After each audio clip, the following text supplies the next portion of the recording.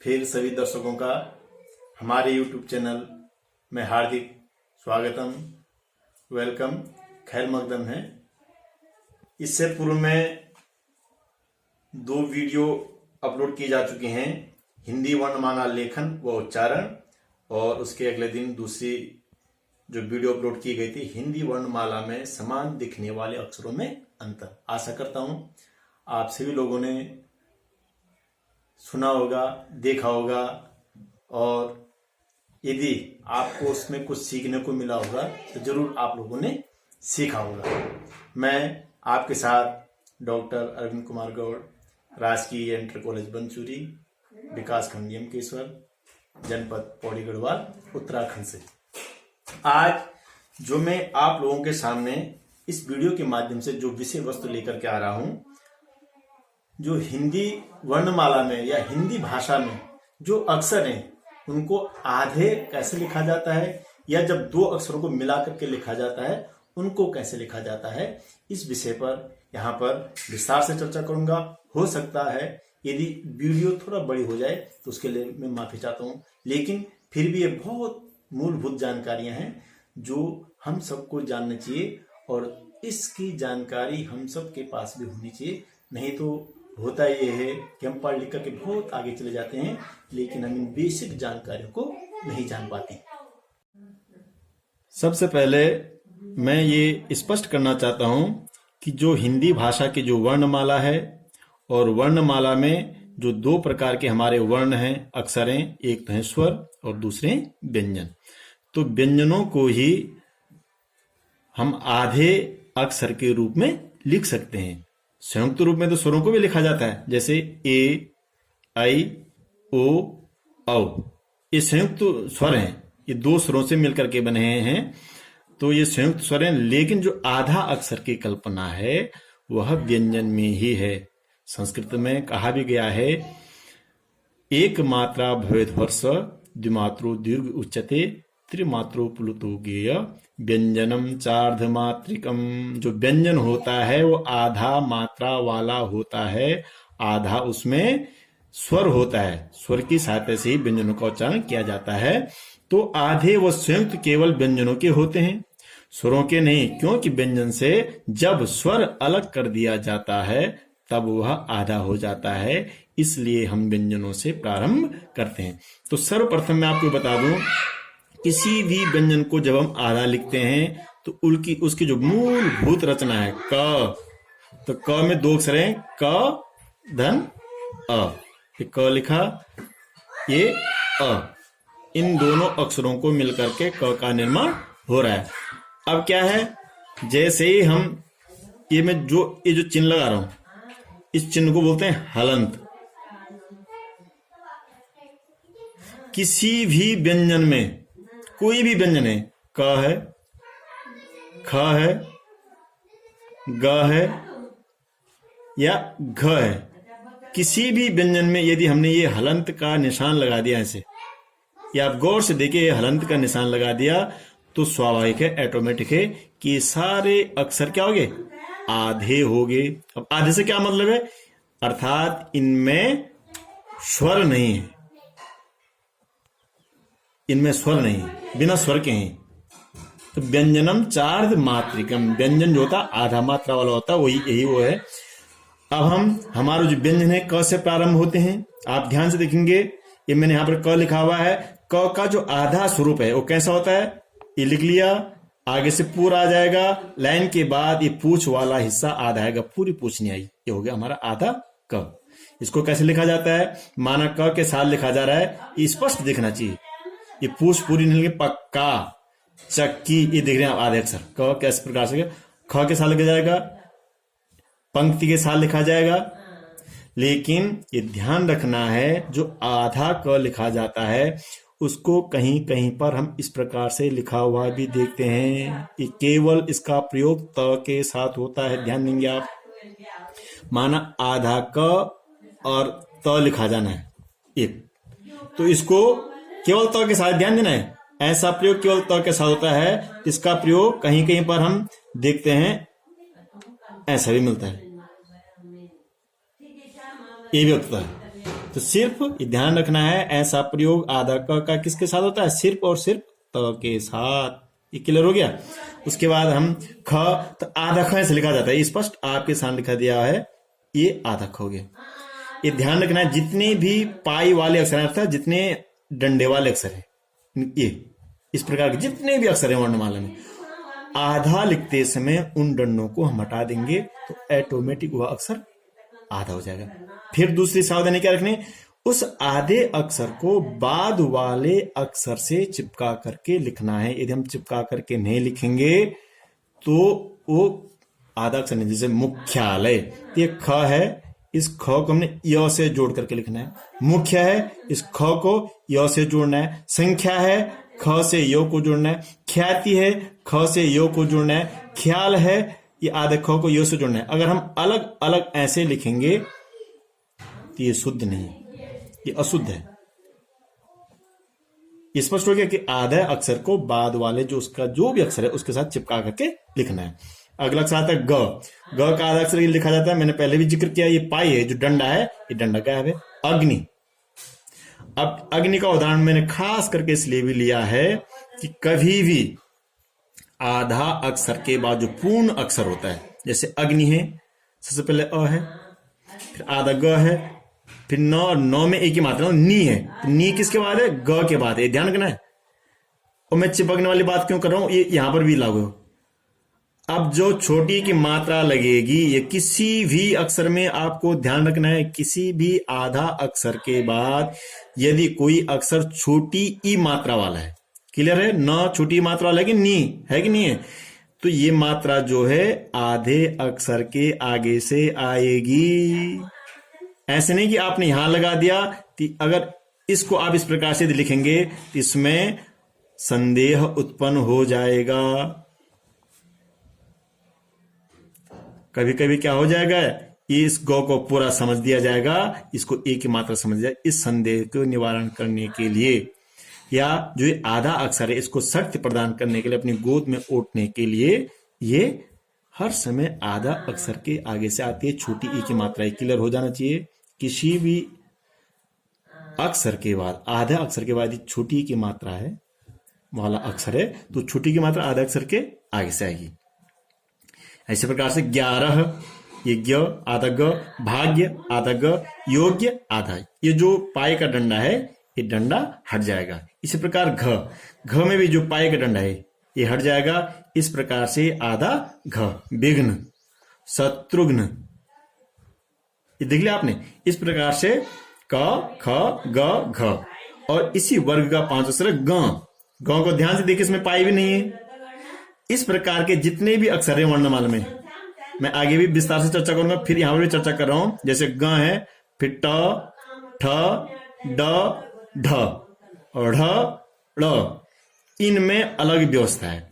क्या व्यवस्था है ये तो मैंने बताया दिया आपको। माना आपको आधा क लिखना है, आप क लिख करके हलंत कर दीजिए, ख लिख करके हलंत कर दीजिए, ग लिख करके हलंत कर दीजिए, घ लिख करके हलंत कर दीजिए, एक ग लिख करके हलंत, ये मैंने आपको बता दिया है। गंगा, इसको हम 2 प्रकार से लिख सकते हैं। एक प्रकार तो मैंने आपको लिख के बता दिया है। अगला हम इसको ऐसा भी लिख सकते हैं, ग लिखा, ये हलंत कर दिया, और गा, ये क्लियर हो गया। हलंत का मतलब ये ग आधा है, ग के बाद गंगा, ऐसे भी लिख सकते हैं। और एक नया प्रचलन और भी इसको लिखने का, इसको अनुस्वार हो गया गंगा।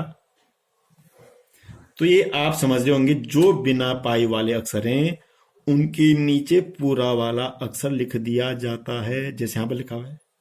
या ऐसे लिख रहे हैं तो उस बिना पाई वाले अक्षर को पूरा लिख करके उसके नीचे हलंत लगा देंगे और उसके पीछे पूरा अक्षर लिख दिया जाएगा। ये हो गया गंगा। मैं समझ रहा हूं कि ये आपका क्लियर हो गया होगा।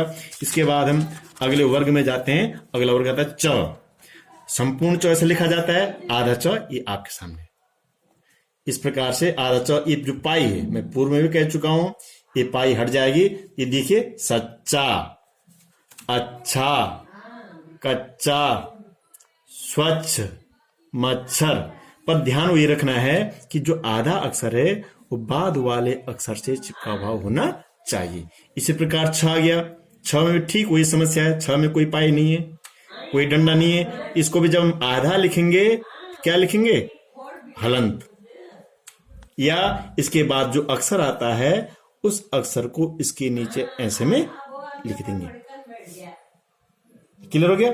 उसके बाद आ गया इसी वर्ग में ज में ये पाई है, ये डंडा है, पाई से में डंडा है तो डंडा हट जाएगा, आधा हो गया सज्जन, ज्यादा। देखो ये एक दूसरे जुड़े हुए होने चाहिए, सज्जन ज्यादा। बनावट भी आप समझिए पूरी इस प्रकार से, सिर्फ पाई ने हट जाना है। उसके बाद आ गया झ पाई वाला है, जैसे झ का वो आता है तो हम आधा झ लिख लेंगे, ये आधा झ। और एक को जो मैं पूर्व में बता चुका हूं, झ लिख करके ऐसे हलंत कर दिया, ये भी आधा अक्षर को बताता है। इसी प्रकार इसी वर्ग का पांचवा अक्षर है यो को आधा इस प्रकार से लिखा जाता है। ये मैंने आपको, इसका भी पाई वाला है, ये पाई हट जाएगी, ये आधा गया जैसे पंचम, यो लिखा हुआ है, यो चौ पर ये सटा हुआ है, ये आ गया पंचम यो। इसी प्रकार ट जो मैं पूर्व में बता रहा था कि जो बिना पाई वाले अक्षर हैं, ग हो गया, छ हो गया, ट हो गया, ठ हो गया, ड हो गया, ढ हो गया, और इसमें से एक अक्षर हो रहा है, उस पर मैं आगे आकर के चर्चा करूंगा। तो इसमें ठीक वही वो है, जो आधा अक्षर है उसको ऊपर लिखेंगे, उसके नीचे पूरे अक्षर को लिखेंगे, और जो भी मात्रा जैसे मिट्टी ऐसे लिख लेंगे। यदि हम ऐसा नहीं लिखना चाह रहे हैं तो दूसरा तरीका ये है, जो आधा अक्षर है ट, उसको हमने क्या ऐसा हलंत कर दिया, ऐसे मिट्टी लिख दिया, ऐसे जैसे चिट्ठी या चिट्ठी। कोई दिक्कत इसमें नहीं होनी चाहिए। इसी प्रकार से ठ का है, यदि हमने इसको आधा लिखना है, इसके नीचे हलंत लिख लिया, या फिर वही है ऊपर ठ नीचे ठ, ये थी, ये आधा ठ हो गया, ये पूरा ठ हो गया। ये जो बिना पाई वाले हैं, जो बिना पाई वाले अक्षर हैं, उनकी संरचना में ये थोड़ा सा अंतर है, ये ध्यान रखना है आप लोगों को। इस प्रकार से ड आ गया तो हलंत कर देंगे, या दूसरे प्रकार से हड्डी, ये ड आधा हो गया, नीचे पूरा ड आ गया। इस प्रकार से लिख सकते हैं हड्डी, ड लिखा हलंत कर दिया, फिर बड़ी डी लिख दी, लड्डी, हड्डी। इस प्रकार लड्डू, इस प्रकार हम इनको लिख सकते हैं। अगला ढ में भी ठीक है, सही है, ये आ गया, ये ढ के नीचे ढ आधा है, क है, ये आ गया। ढ आधा है, इसके नीचे हमने माना प लिखना है, ये आ जाएगा, या ढ लिख दिया, हलन कर दिया, ये प आ गया। तो ये जो बिना पाई वाले अक्षर हैं उनको लिखने का प्रावधान इस प्रकार से, इसमें कोई संदेह आप लोगों को नहीं होना चाहिए। जितने भी बिना पाई वाले, मैं पहले बता सकता हूँ, ग है, छ है, उसके बाद ट है, ठ है, ड है, ढ है, इसके आगे भी अक्षर हैं। तो इनमें क्या होना है, उसको हम हलंत करके उसके आगे पूरा अक्षर लिख लेंगे, या जो आधा अक्षर है उसको ऊपर लिखेंगे और जो पूरा अक्षर है उसको नीचे लिखेंगे। ये क्लियर हो गया। इसमें कहा ये जाता है, मैं एक प्रोफेसर साहब ने भी हमको बताया हुआ था, उसमें चर्चा की तुमने, कि जो पूरा होता है वो नीचे, इसमें आप बिल्कुल संदेह मन रहें कि नीचे वाला आधा है। सामान्य रूप से हम जो देखते हैं, जो बड़ा व्यक्ति होता है वो ये छोटे व्यक्ति को अपने कंधे पर बैठाता है, ये ऊपर वाला छोटा है, ये बड़ा है, इसने अपने कंधे में उठाकर उसकी मदद कर रहा है। ये क्लियर हो गया। उसके बाद ट वर्ग का 5 अक्षर आता है ण, अणा नहीं, फिर मैं जोड़ दे रहा हूं ण।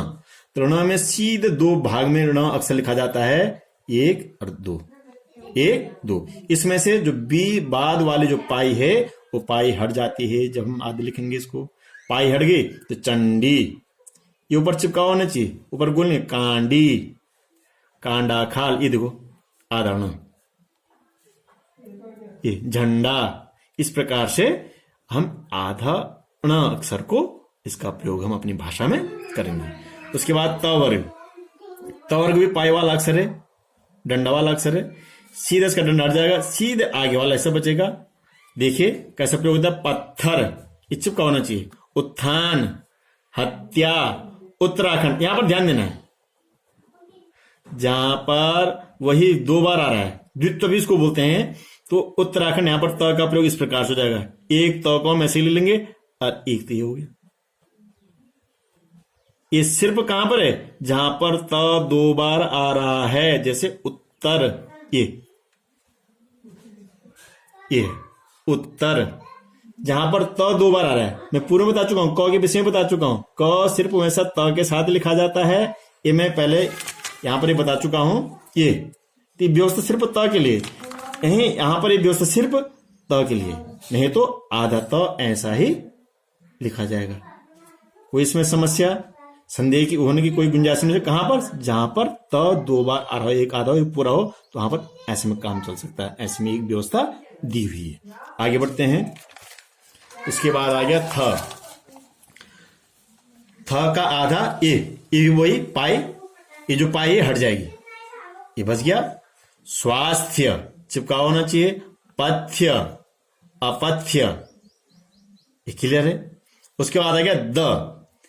द में पाई नहीं है, जो अभी तक मैं आप लोगों के साथ जिक्र कर रहा था, ये हलंत वाला सिस्टम इसमें भी है। तो ध्यान दीजिए, इसमें समझना है। इसमें द में कई सारी चीजें हैं।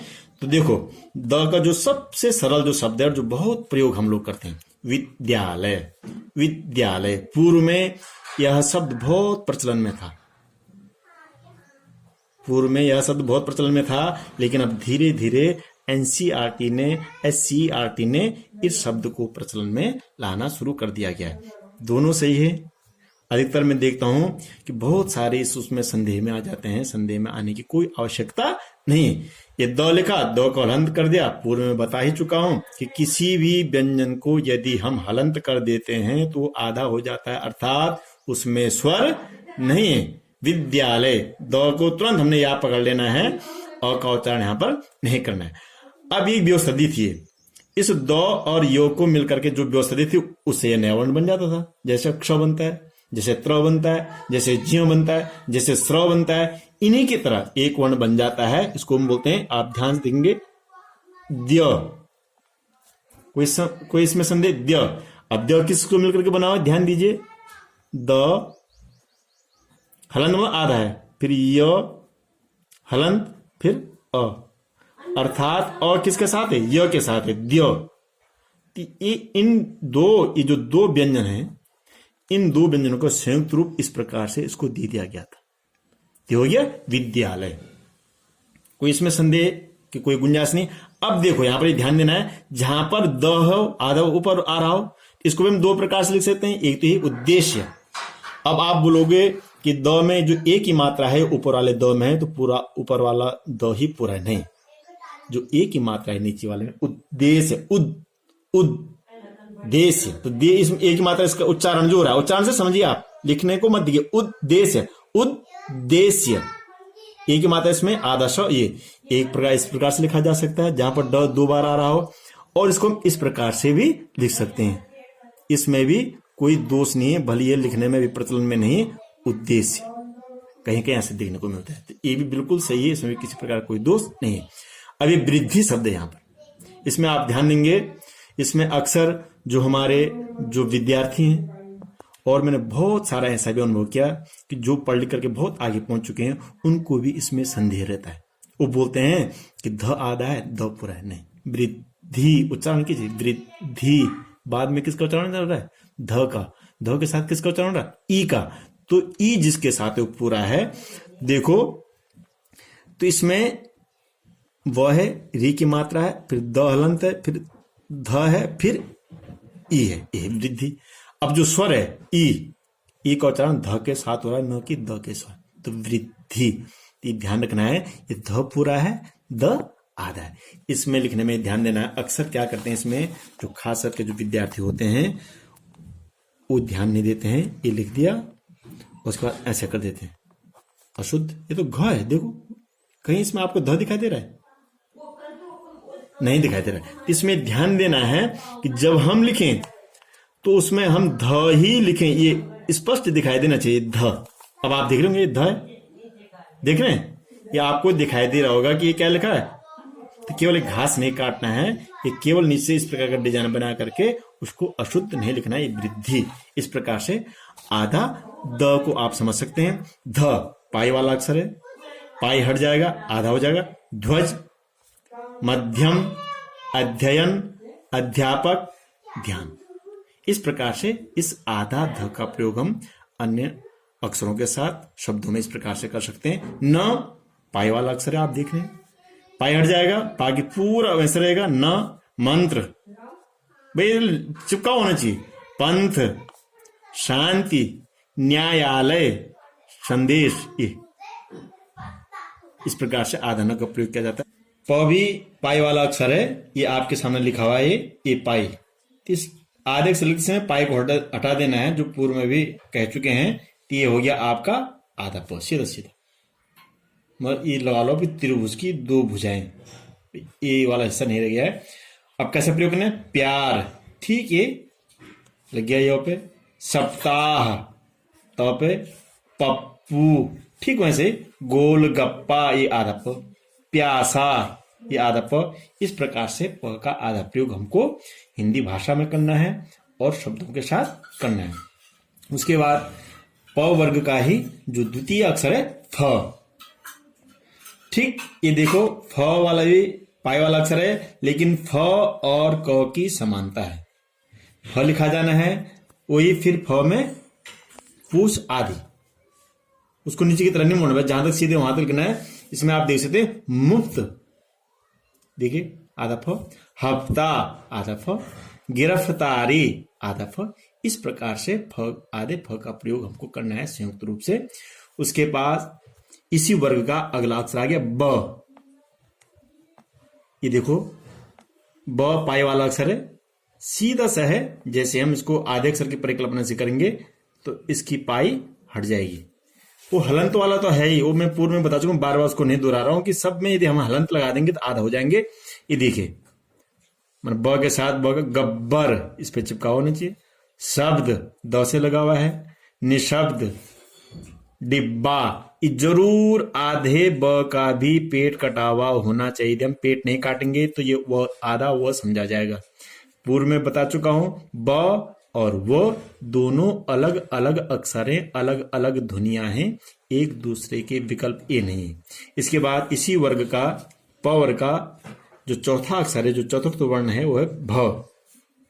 भ भी पाई वाला अक्षर है, दिख रहा है डंडा, ठीक। इसमें भी पूरा ये लिखा जाएगा, लेकिन पाई हट जाएगी। इसका इसका प्रयोग कैसे ना? अभ्यास, सभ्य, सभ्यता। ध्यान में रखना है कि बाद वाले अक्षर से टच होना चाहिए। उसके बाद प वर्ग का जो अंतिम अक्षर है वो है म। म भी पाई वाला अक्षर है, आप देख रहे हैं। इसके बाद ये पाई हट गई, ये देखिए कैसा प्रयोग ना? संपादक, निम्न, खंभा, हिम्मत, मरम्मत। ये देखो आधा म का प्रयोग इस प्रकार से इसमें होना है। उसके बाद आगे हम चले गए यह भी पाई वाला अक्षर आप देख रहे हैं। तो इसको हम जैसे लिखेंगे तो ये पाई हट जाएगा। जैसे हम लिखते हैं नैयायिक, नैयायिक, तो नैयायिक लिखते हैं हम, ये हो गया ही नैयायिक, नैयायिक। तो ये आधा यह आ गया। इस प्रकार से आधा अ का प्रयोग हम हिंदी भाषा में कर सकते हैं। उसके बाद यह के बाद अगला वर्ण आता है, जो अगला अक्षर है हिंदी वर्णमाला में, वो है र। अब मैंने यहां पर दोनों चिन्ह लगा रखे हैं, जिनको आप अधिकतर पढ़ते भी हैं और देखते भी हैं। ये किसी भी अक्षर के ऊपर लगता है, ये र है, और ये नीचे भी आप देखते हैं वो भी र होता है। ये बात यहां पर मैं आपको बिल्कुल क्लियर करना चाहता हूं, इसमें आप संदेह में न रहें, क्योंकि हम इस समय आधा र का प्रयोग करना सीख रहे हैं। लिहाजा आप जो नीचे र लगता है, इसको फिलहाल अपने मनो मस्तिष्क से हटा दीजिए।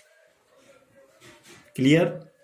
सिर्फ जो आधा र होता है ऊपर के साइड लगता है, उस पर फोकस करना है, बस। ये आप ध्यान रखिए, क्योंकि हम आधे अक्षर का प्रयोग करें ना, तो ये है आधा र। ये आप ध्यान गांठ बांध लीजिए अपने मनो मस्तिष्क में। इसका उदाहरण तर्जनी, देख रहे हैं? पर्यावरण, सूर्य, पूर्ण, आशीर्वाद।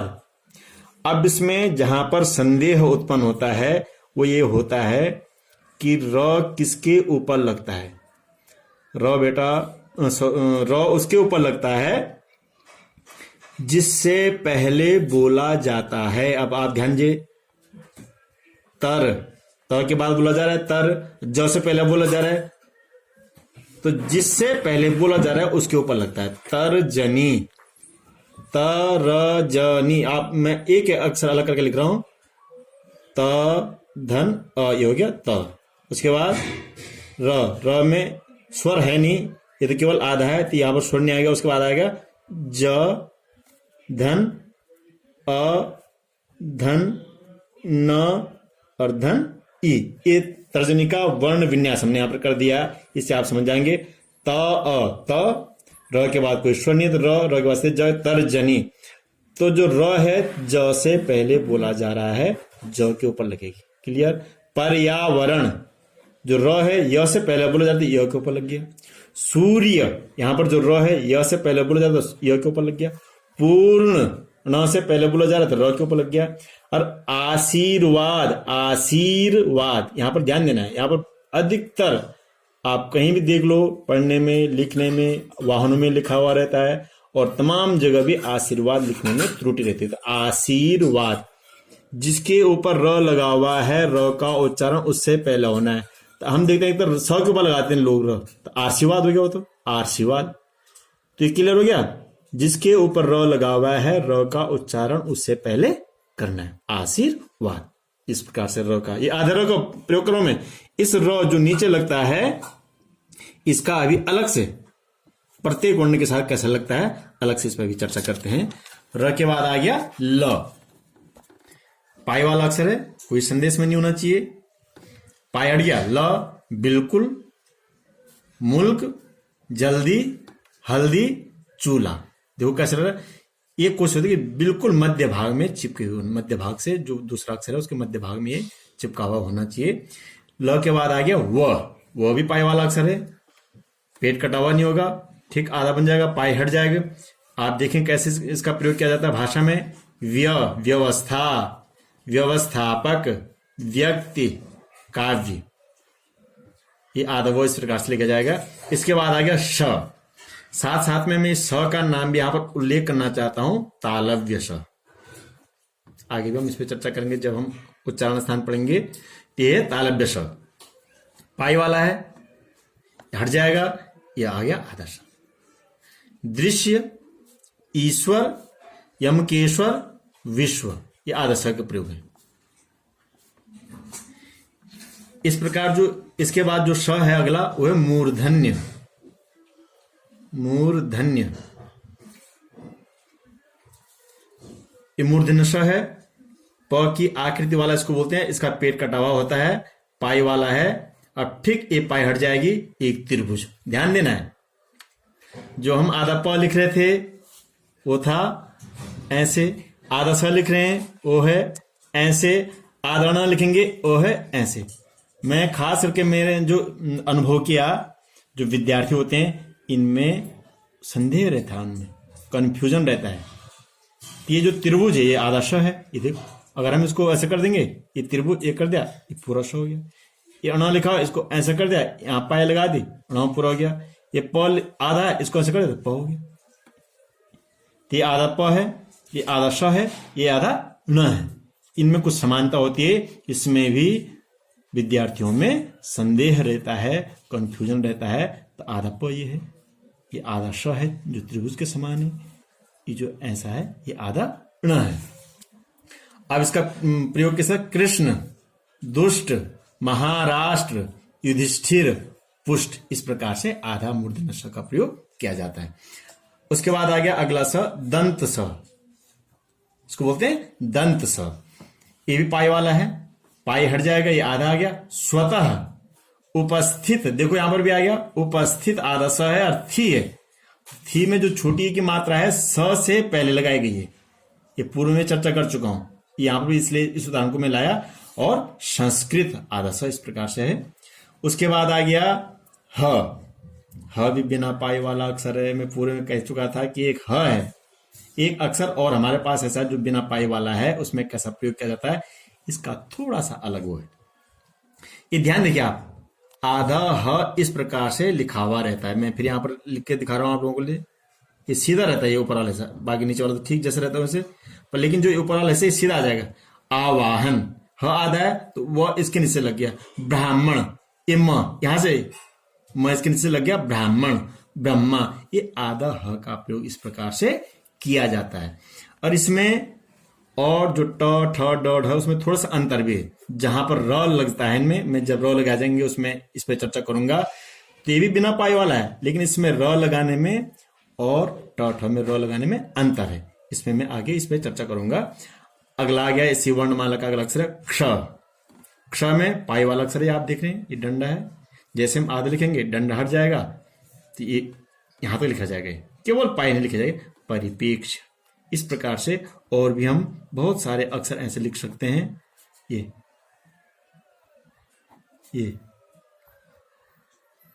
ये तो आधा क्ष इस प्रकार से हम लिख सकते हैं।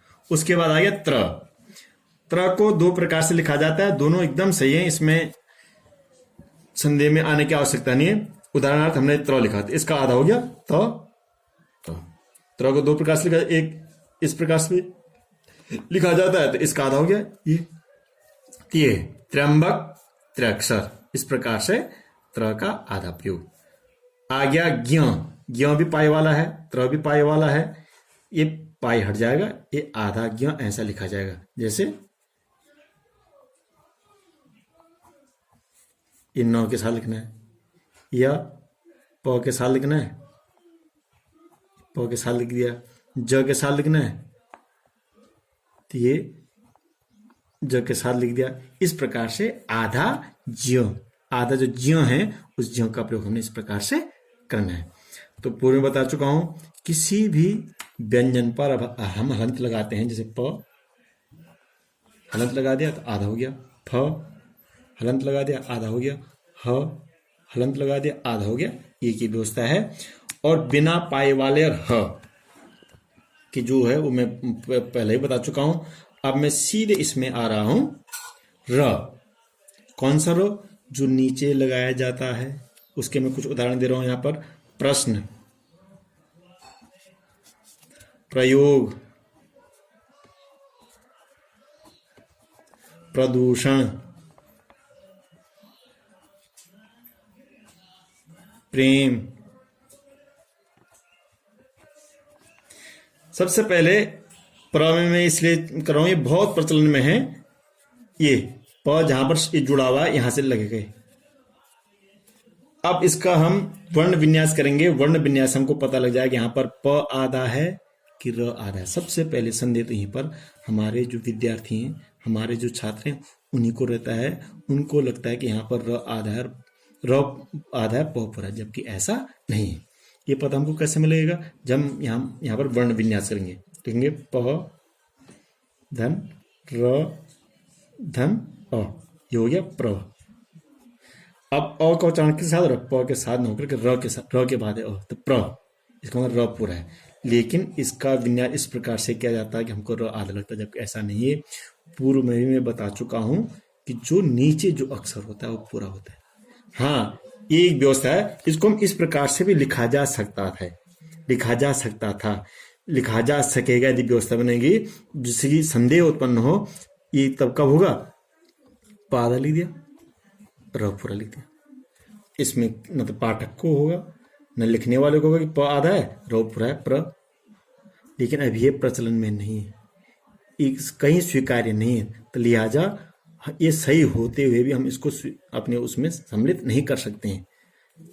ये स्वीकृति है, इसको हमको करना है। तो क जो र लगता है नीचे, उसका मैं प्रत्येक वर्ण के साथ एक सरसरी तौर पर यहाँ पर जिक्र कर रहा हूं। क के साथ क्र, ख के साथ ये, ग के साथ ऐसे, घ के साथ ऐसे। अब बिना पाए वाले ए, पाई नहीं ना, तो सबसे पहले क्या करना है? इसको हलंत कर देना है। ये हलंत है आधे दिन में, उसके बाद ये र लगे, ये र लगा दिया। ये समझ रहे आप?